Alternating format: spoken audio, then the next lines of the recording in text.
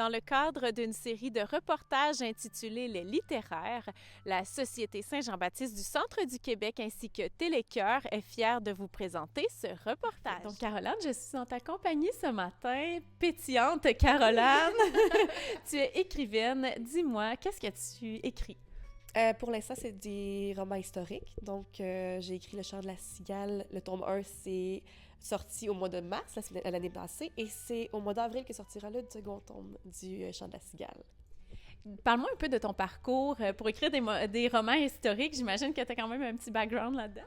Oui, à l'université, j'ai décidé d'aller en histoire surtout, mais aussi en psychologie, parce que l'histoire a toujours fait partie prenante de ma vie. Et puis, j'avais envie de faire découvrir aussi aux gens le côté de on n'a pas besoin d'être historien pour apprécier l'histoire, et l'histoire, c'est des vraies personnes qui ont vécu et non ce qui a été écrit dans le manuel scolaire.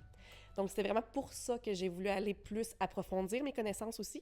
Et tranquillement, pas vite, ben là, c'est sûr que l'univers est arrivé tranquillement avec ça, là, par la suite. Parle-nous de ta passion pour l'écriture. Ça fait longtemps que tu fais ça? Oui, la passion en tant que telle pour être écrivaine, c'est en troisième année que ça a débuté, quand ma professeure avait fait venir une autrice qui illustrait et qui écrivait des livres pour enfants.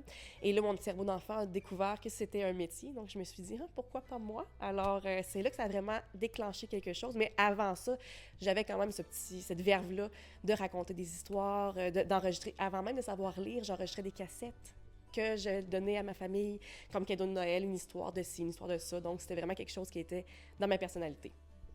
Et outre les romans, tu écris aussi pour des revues, c'est ça? Oui, pour Nostalgie, entre autres. Je suis pigiste, donc je peux faire d'autres revues, mais ma revue à moi, c'est la revue historique Nostalgie. Ça fait 3 ans que je travaille pour Nostalgie, et puis c'est des reportages qu'on fait sur le peuple québécois. Ça peut être des années 40 comme 1800, donc on va aller un peu partout, et c'est ce qui fait en sorte que je rencontre des gens qui vont être inspirants. Donc une personne, une parole peut devenir un personnage, peut inspirer une situation quelconque, quoi que ce soit. Donc c'est quelque chose de très, très enrichissant là, pour une écrivaine comme moi. Là. Et tu es écrivaine de quel endroit? Dis-nous, tu vis dans la région?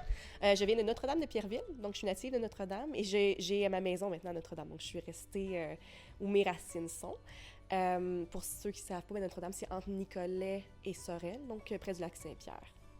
Est-ce que tu dirais que tes récits sont teintés de la région ou pas nécessairement? Oui, absolument. Mon univers prend forme sur l'île Saint-Joseph, donc qui est en face de mon île natale, qui existe vraiment. Et la maison dans laquelle j'ai placé ma famille Beaupré, donc c'est les Beaupré dont on parle, habite cette maison-là, qui est encore une maison. Elle est abandonnée depuis des années, mais elle est encore là.